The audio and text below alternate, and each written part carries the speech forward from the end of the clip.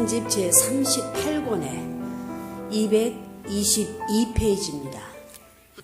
오늘은 인생의 갈 길이라는 제목으로 말씀해 보겠습니다. 지금 우리가 살고 있는 이 세계를 보나 혹은 사회를 보나 선한 세계의 사회가 되지 못한 것을 누구나 다 알고 있습니다. 우리 가정을 두고 보더라도 역시 선한 가정이 되어 있지 못합니다. 누구나 다 사회의 영향과 세계의 영향을 받고 있다는 것을 느끼고 있을 것입니다. 더 들어가서 우리 개인 자체를 두고 보더라도 마찬가지입니다. 선해야 할 텐데 선하기가 어렵고 힘들다는 것입니다. 도리어 악한 환경에 사로잡혀가지고 선이 요구하는 그런 자리를 벗어나서 살려고 하는 자신인 것을 생활 가운데서 많이 느끼게 됩니다. 인간을 두고 보면 마음과 몸이 있습니다. 즉 몸과 마음이 합해서 나라는 개체, 즉 김아무개면 김아무개, 박아무개면 박아무개가 되는 것입니다. 그런 나라는 개인을 중심 삼고 보면 마음과 몸이 진정으로 하나 되어야 함에도 불구하고 언제나 하나 되지 못하고 싸우고 있는 것을 여러분은 생활 가운데서 느끼고 있을 것입니다. 마음은 이렇게 가기를 원하는데 몸은 그와 반대로 가려고 합니다. 지금까지 수많은 인간들이 역사 과정을 거쳐오면서 이런 싸움을 계속해 왔습니다. 이런 현상이 계속된다면 지금 현재를 살아가고 있는 우리는 말할 것도 없고 후세의 우리 자손들도 역시 그런 싸움에서 벗어나지 못할 것이 틀림없습니다. 지금까지 오랜 역사 과정을 거쳐오는 가운데 수많은 성인 현철들이 이러한 인생의 문제를 해결하기 위하여 수많은 싸움의 노정을 거쳐갔습니다.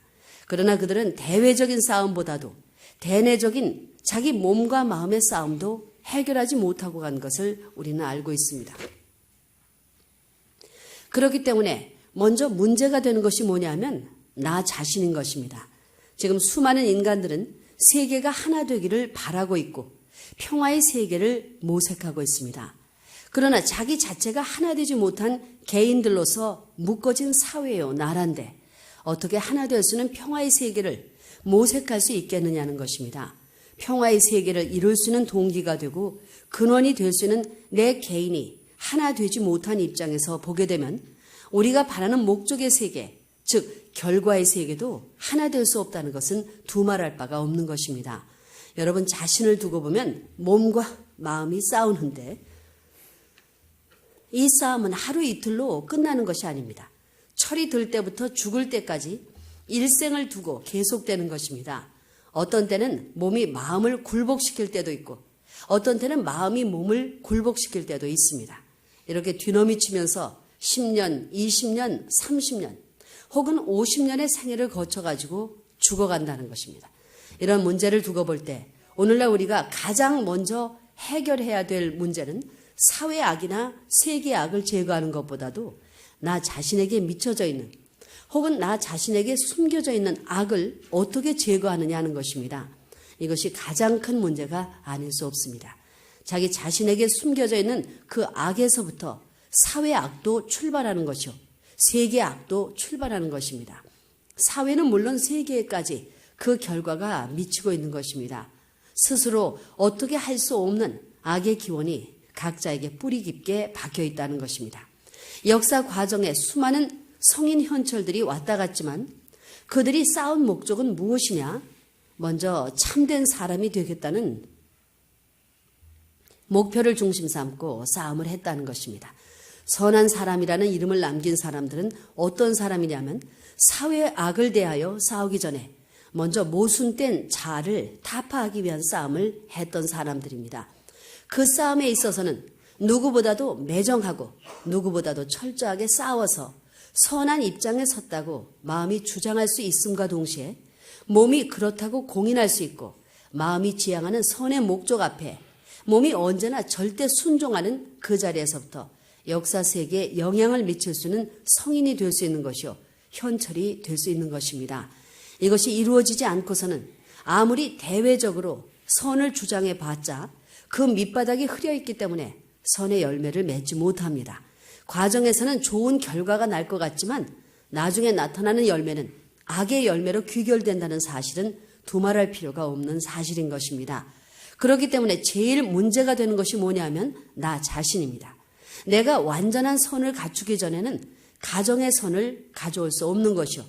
가정이 완전한 선의 기반을 닦기 전에는 친척이면 친척, 종족이면 종족의 선의 기반을 닦을 수 없는 것입니다.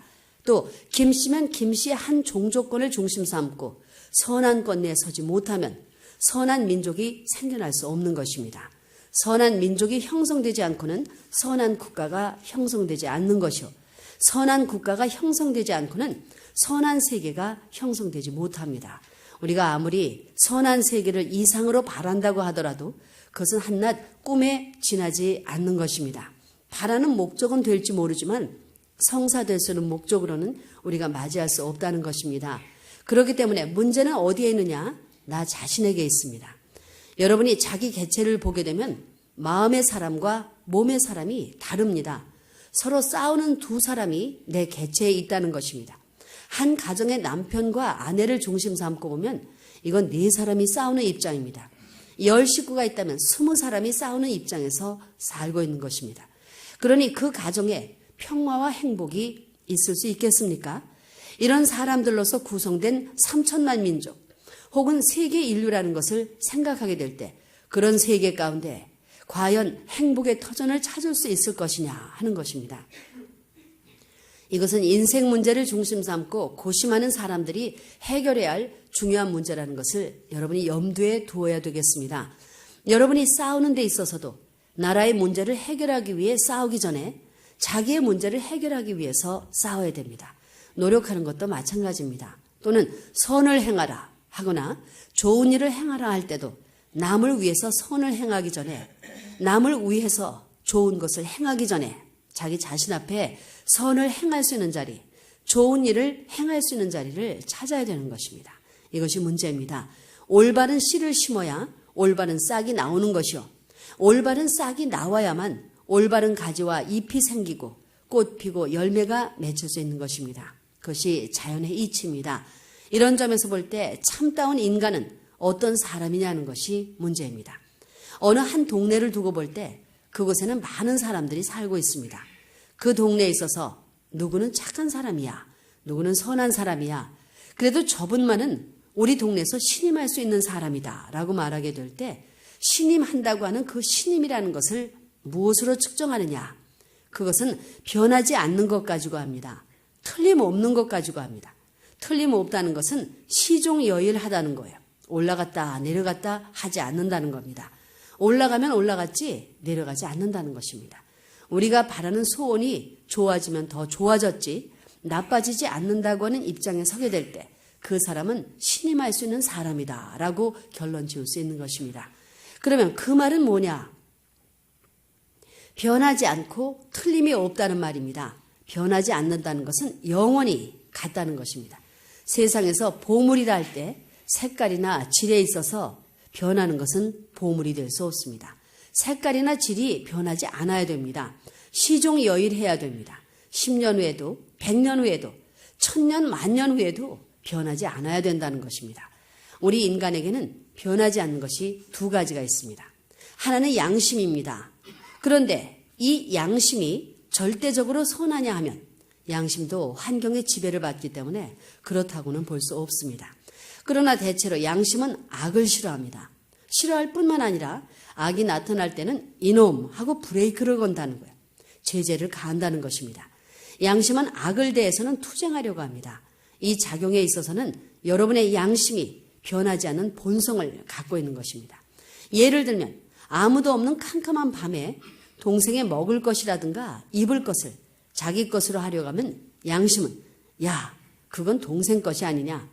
동생에게 물어보고 해야지 한다는 거예요. 이와 같이 양심은 원리 원칙에 어긋나는 입장에 서게 되면 언제나 제재하는 작용을 합니다. 이 작용만은 변하지 않는 거예요. 여러분이 어두운 밤에 혼자 있더라도 스스로의 마음이 악한 입장에 설 때는 양심은 그것은 좋지 않다고 브레이크를 건다는 거예요. 이 작용만은 틀림없습니다. 그 다음 또 한 가지는 부모가 자식을 사랑하는 것입니다. 몇 천년 전 사람이나 몇 천년 후 사람이나 부모가 자식을 사랑하는 데는 변함이 없습니다. 못난 사람이나 잘난 사람이나 자식을 사랑하는 데는 마찬가지입니다. 못난 사람이 못난 자식을 낳았다고 해서 잘난 사람과 비교해가지고 차이 있게 사랑하는 것이 아니에요. 도리어 못나고 비참한 자리일수록 긍휼의 마음, 불쌍한 마음, 사랑하는 마음이 더 두터워지는 것입니다. 이런 사랑의 마음은 1000년 전 사람이나 1000년 후 사람이나 똑같습니다. 앞으로 인간이 없어지지 않는 한 그런 사랑의 마음은 변하지 않는다는 것입니다. 그러면 부모가 자식을 사랑하는데 누구에게 가르침을 받아가지고 사랑합니까? 여기에는 아주머니들, 아기를 낳아가지고 사랑하게 될 때 그 사랑하는 방법을 배웠어요? 어디에 사랑을 가르치는 소학교가 있습니까? 중학교가 있어요? 무슨 고등학교, 대학교 있습니까? 거기에 무슨 학박사 있어요? 아무것도 없지만 누구나 그 기준은 만점입니다. 부족하다고 느껴지면 느껴질수록 더욱 완전하다는 거예요. 완전한 것은 손댈 필요도 없고 배울 필요도 없습니다. 가감이 필요하지 않을수록 완전한 것이기 때문에 완전한 것은 변치 않는 것이요. 변치 않는 것은 영원히 간다는 거예요. 그래서 몸이 조금만 잘못하면 양심은 야단입니다.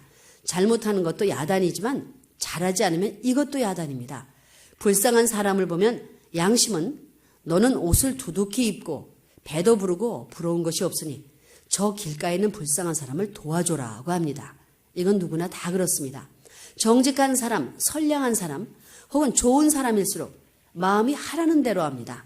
그러나 마음은 이렇게 하라고 하는데 몸은 나는 싫어 하는 사람은 나쁜 사람이라는 거죠. 대관절 좋은 사람은 어떤 사람이냐? 마음이 하자는 대로 예하고 거기에 이의가 없는 사람은 좋은 사람입니다. 어떤 한 60대 되는 소매치기 왕초가 있다고 합시다. 그 왕초가 극장에 들어가서 영화를 보는데 스크린에 소매치기 소년이 어떤 나이 많은 할아버지의 주머니에서 돈을 훔치려는 장면이 나온다면 그걸 보는 소매치기 왕초는 요놈의 자식아 하면서 그 영화 속에 소매치기 소년의 손목을 잡고 싶은 마음이 생긴다는 거예요. 그때는 자기가 소매치기 왕초라는 것을 잊어버리는 거죠. 그 영화 속에서 누군가가 소매치기 소년을 잡기를 바란다는 것입니다. 마음은 벌써 그것이 나쁜 일이라는 것을 알고 있다는 거예요. 자기는 소매치기의 왕초이니 소매치기 소년쯤이야 용서해주고도 남을 텐데 그렇지 않다는 것입니다. 그런 장면이 나오면 심각하게 봅니다. 그 녀석을 낙고채 때려주고 싶은 마음이 생기고 적발되기를 바라는 마음에 소리를 지를 수도 있는 겁니다. 여러분, 마음을 누가 교육합니까? 나는 마음 소학교 다녔어. 나는 마음 중학교 다녔어 하는 말 들어봤습니까? 이것은 교육을 필요로 하지 않는 거예요. 절대 교육이 필요하지 않다는 것입니다. 오늘날 법이 아무리 많다 하더라도 마음 이상의 도리를 가르쳐 줄 수 있는 법은 없습니다. 사람은 좋지 않은 일을 하게 되면 양심의 가책을 받게 됩니다. 양심은 바른 것입니다.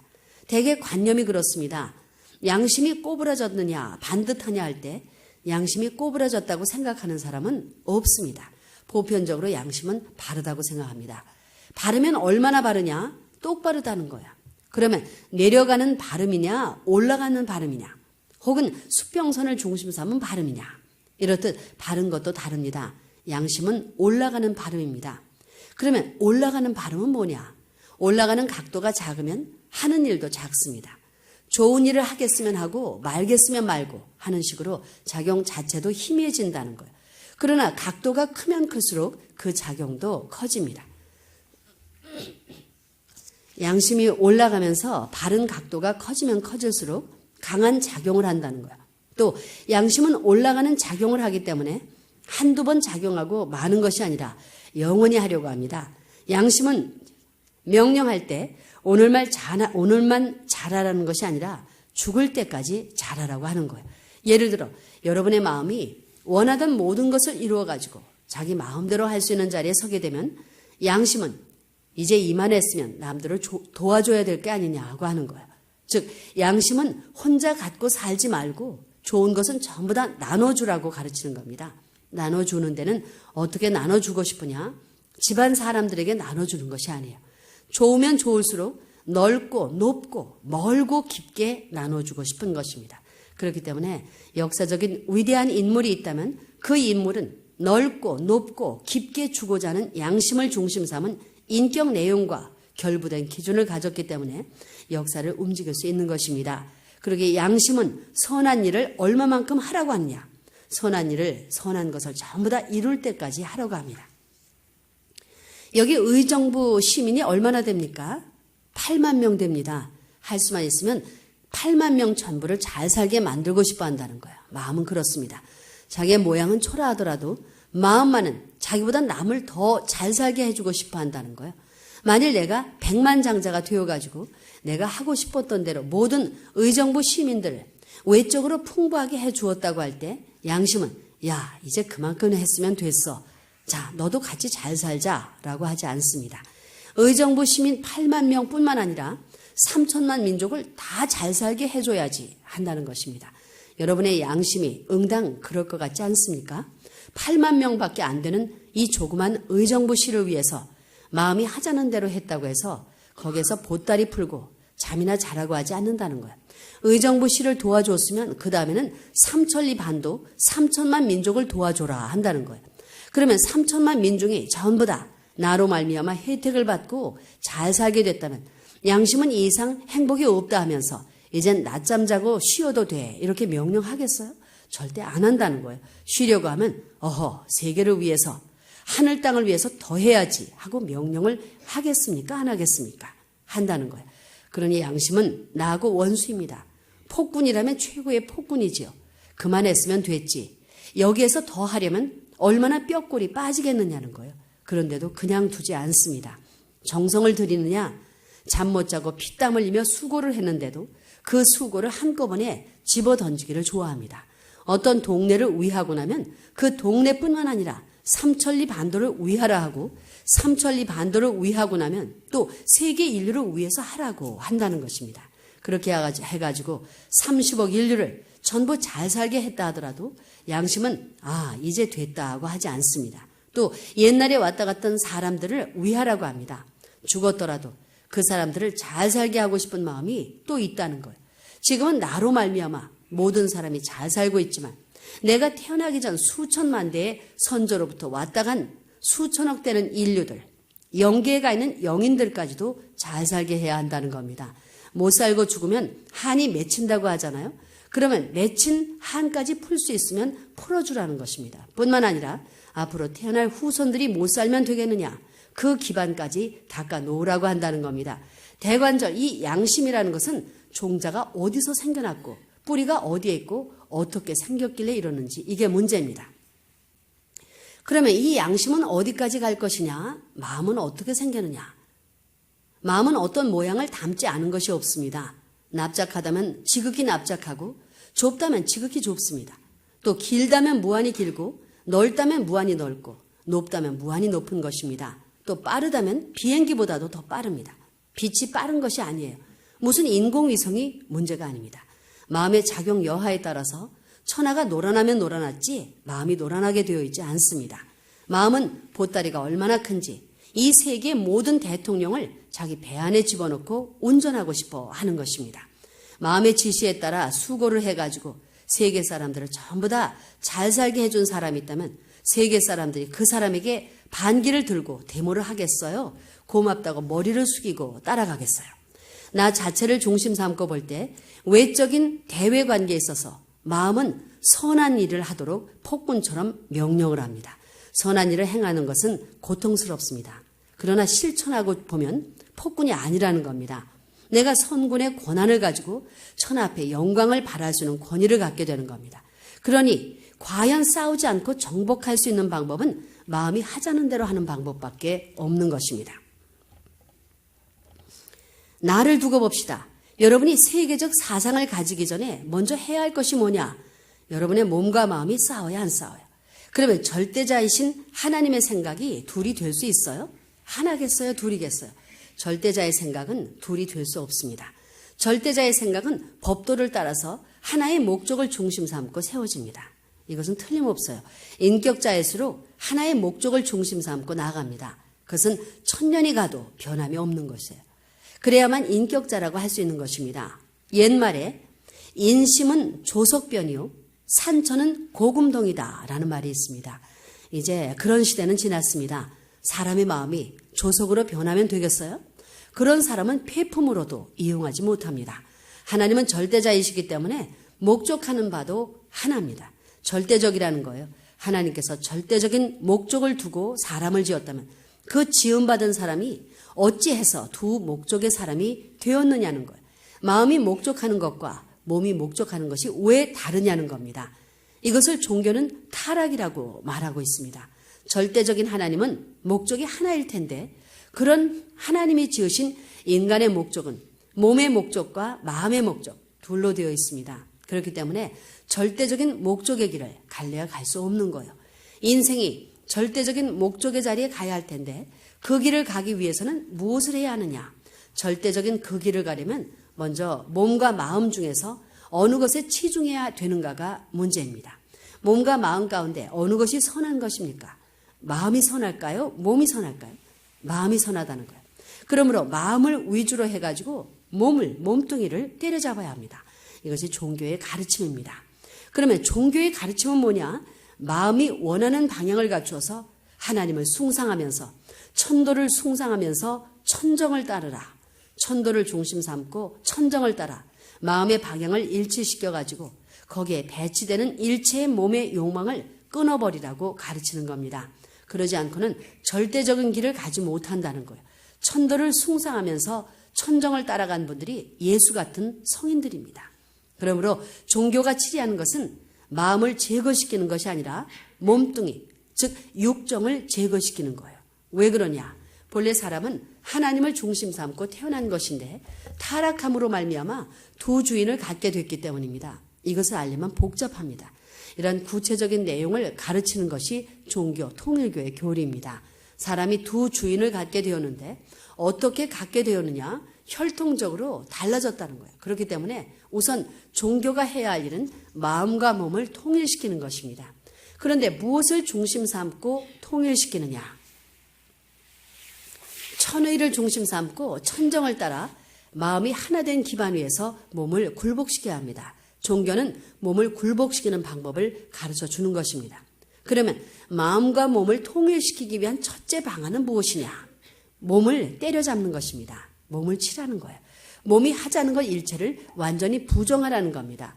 어느 정도 부정해야 되느냐? 완전히 부정하라는 거예요. 완전 부정. 죽었다 하는 자리까지 부정하라는 거예요. 그래서 예수님은 죽고자 하는 자는 살고 살고자 하는 자는 죽는다 라고 말씀하셨듯이 이런 역설적인 논리가 적용되는 것입니다. 몸뚱이가 완전히 죽어서 마음화되어 마음이 완전히 살아있는 형태의 입장에 서지 못하면 하나로 완성할 수가 없습니다. 다시 말해서 몸을 완전히 죽이고자 하는 사람은 마음이 완전히 사는 것이요. 마음을 죽이고자 하는 사람은 몸은 살아있지만 완전히 죽는다는 것입니다. 그래서 예수님이 죽고자 하는 자는 살고 살고자 하는 자는 죽는다는 말씀을 하신 것입니다. 또 예수님은 누구보다도 나를 사랑하지 않으면 나의 제자가 되지 못한다라고 말씀하셨습니다. 이것은 누구보다도 예수님을 더 사랑하라는 말씀인 것입니다. 부모보다도 형제보다도 처자보다도 더 예수님을 사랑하라고 하셨던 것입니다. 왜냐? 예수님은 하나님 앞에 천정의 대표자로서 오셨기에 천정과 멀리 떨어져 있는 인간에게 천정을 연결시키기 위해서는 세상적인 육정을 중심 삼아가지고는 안 되기 때문입니다. 부모나 처자나 형제는 육을 중심 삼은 관계입니다. 이 육정을 끊지 않으면 천정을 따라갈 수 없기 때문에 천정을 따라가려면 육정을 부정하고 가야 된다는 거예요. 그렇기 때문에 자기 부모보다도 처자식보다도 형제보다도 하나님을 더 사랑하는 사람은 천국에 갈 수 있는 것입니다. 천국에 갈 수 있는 기준이 뭐냐? 천국에 갈 수 있는 공식적인 표를 어디서 받느냐? 자기 어머니 아버지보다도 하나님을 더 사랑하고 자기 아들 딸보다도 하나님을 더 사랑하는 데서 받는 것입니다. 그러지 않고는 천국에 들어갈 수 없다는 것입니다. 천국에 들어가려면 육정을 제거시켜야 합니다. 첫째 목적은 강제로라도 때려잡으라는 거예요. 그렇기 때문에 종교는 온유 겸손하라고 가르칩니다. 그러면 몸뚱이가 온유 겸손할까요? 몸뚱이는 자꾸 올라가려고 하고 교만하려고 합니다. 먹여주면 자꾸 더 먹으려 하고 쉬게 해주면 자꾸 더 쉬려 하고 위해주면 자꾸 더 위해달라고 합니다. 따라서 몸뚱이는 악의 바탕이요 악의 뿌리라는 거예요. 악과 선의 뿌리가 달라졌다는 겁니다. 그렇기 때문에 이 악의 뿌리를 뽑아야 합니다. 그러려면 몸뚱이가 하자는 대로 해서는 절대 안 되고 악한 데는 가지도 말라는 거예요. 그러지 않고서는 천도와 천정의 도리를 넘을 수 없는 것입니다. 인정과 인도는 모든 일에서 사탄과 악을 중심 삼고 출발시키기 쉽기 때문에 이것을 부정하지 않으면 안 된다는 것입니다. 악을 부정할 수 있는 첫째 방안은 육신을 구속하는 것입니다. 그래서 금식 기도를 하라는 거예요. 금식 기도를 하면서 정성 들이면 몸뚱이가 기운이 쭉 빠져서 움직이지를 못하게 됩니다. 그렇게 되면 마음이 몸을 지배할 수 있기 때문에 좋아한다는 거예요. 그 다음에는 희생 봉사하는 것입니다. 자기를 죽이라는 거예요. 이것은 전부 육신이 싫어하는 행동입니다. 그렇기 때문에 참된 종교는 육신과의 모든 관계를 부정하는 데서부터 출발하는 것입니다. 여러분, 모든 종교의 경서를 보십시오.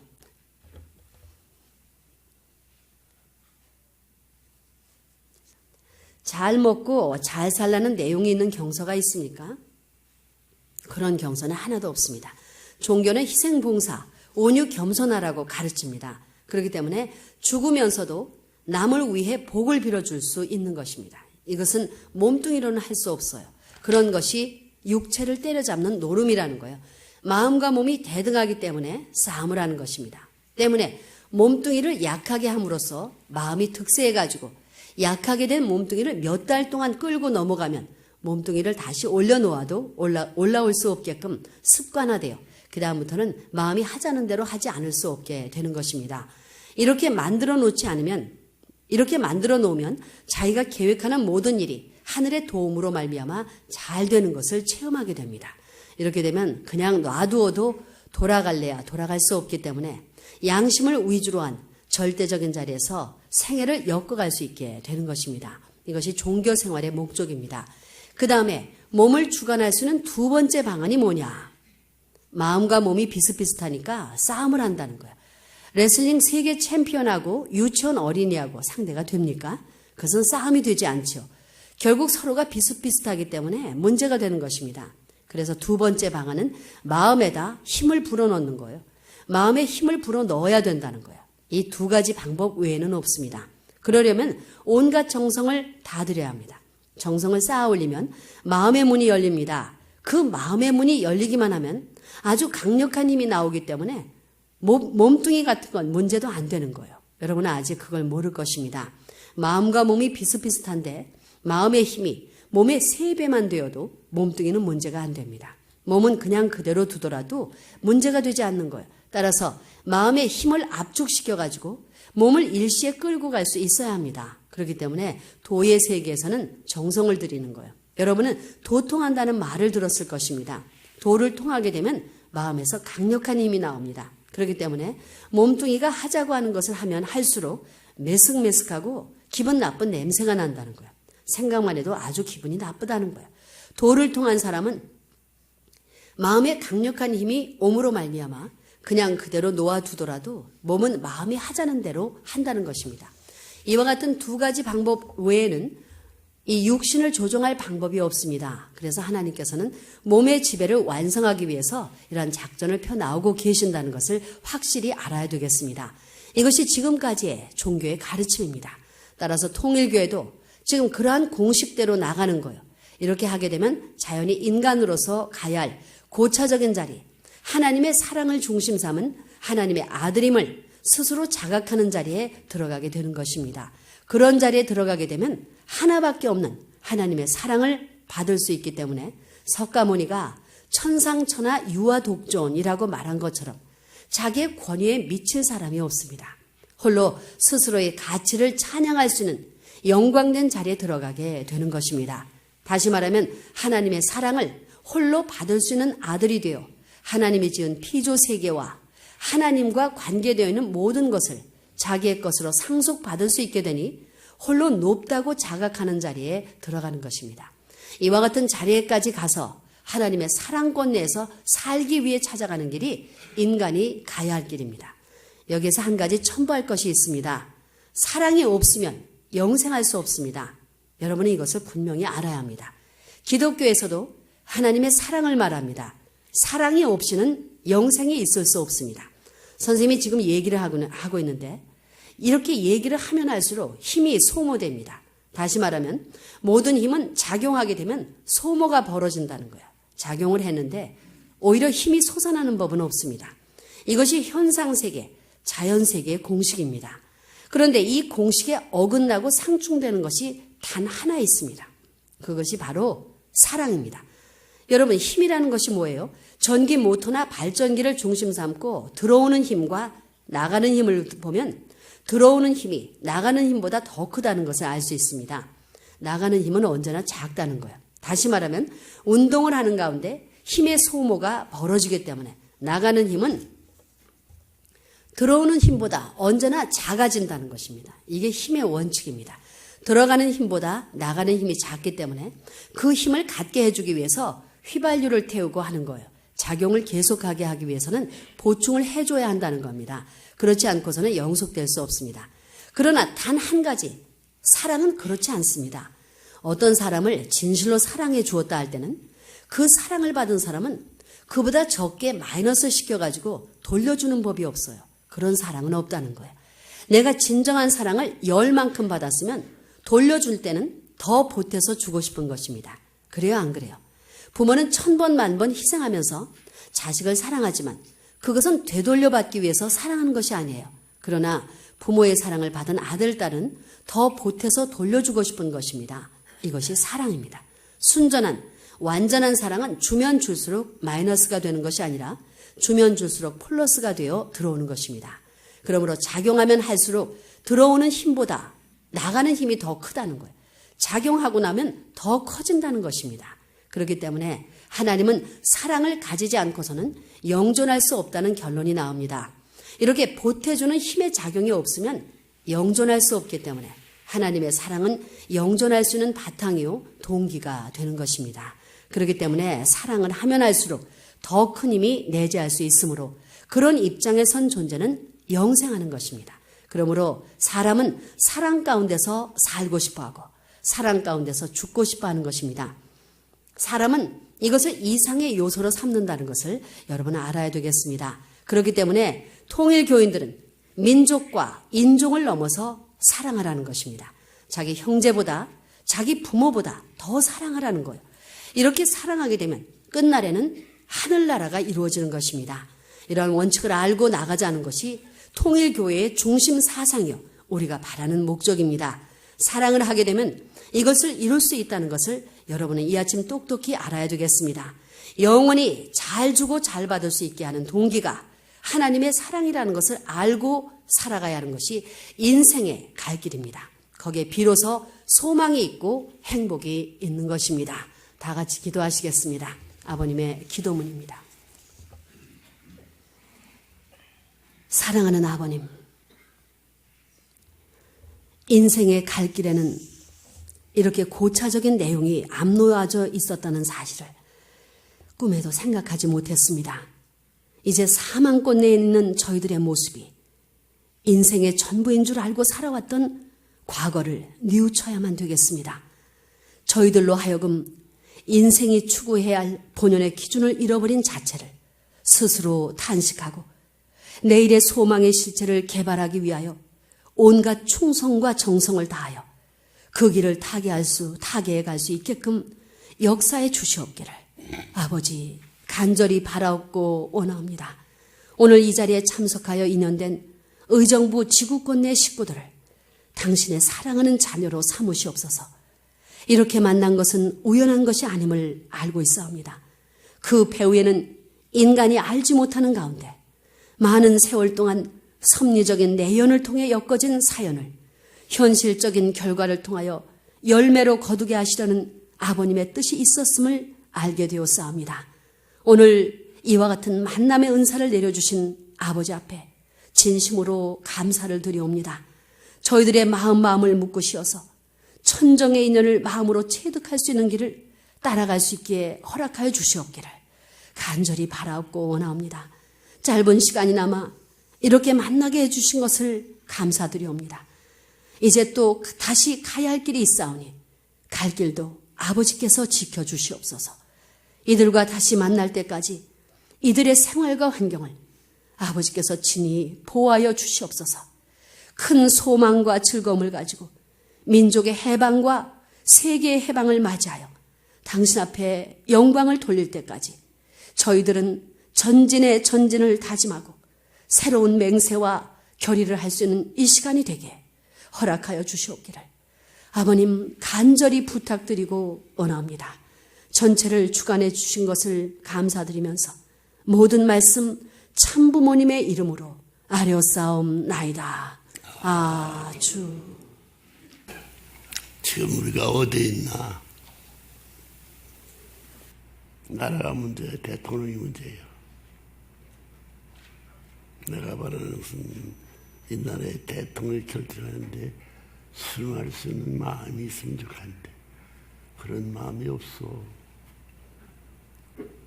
그들이 결정하는 것이 내가 바라는 결정의 그 한계선을 넘어갈 수 있느냐 이내냐. 자기들이 잘 되고 자기들이 좋아지길 바라면 상대를 내 영원히 끊어야 됩니다.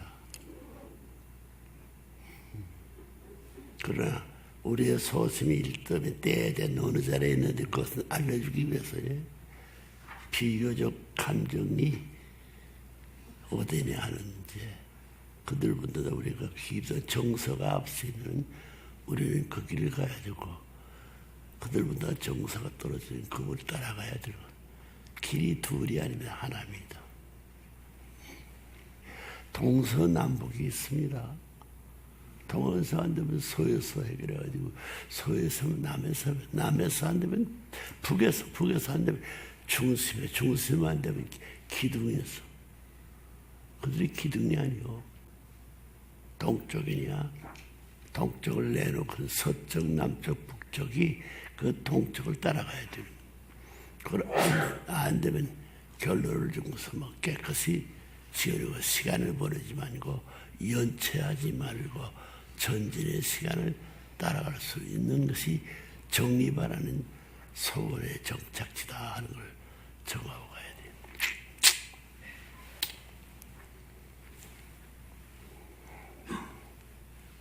거기는 미국은 중국, 소련 꼭대기 만나야 돼요.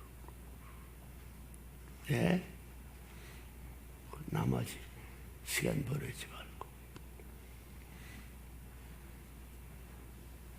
우리가 장사해가지고 우리가 잘 때 좀 둘이 잘 되는 거예요. 둘이 잘 되면 둘 자체는 손해 보는 자리에 서지 않으면 안 되는 거예요. 그 우리가 딱 결론이 딱 나와 있어요. 둘이 희생하는 데 있어서 반드시 둘이 미래와 장래에 새로운 결과가 기다리고 그 결과는 안 기다리는 결과가 없습니다.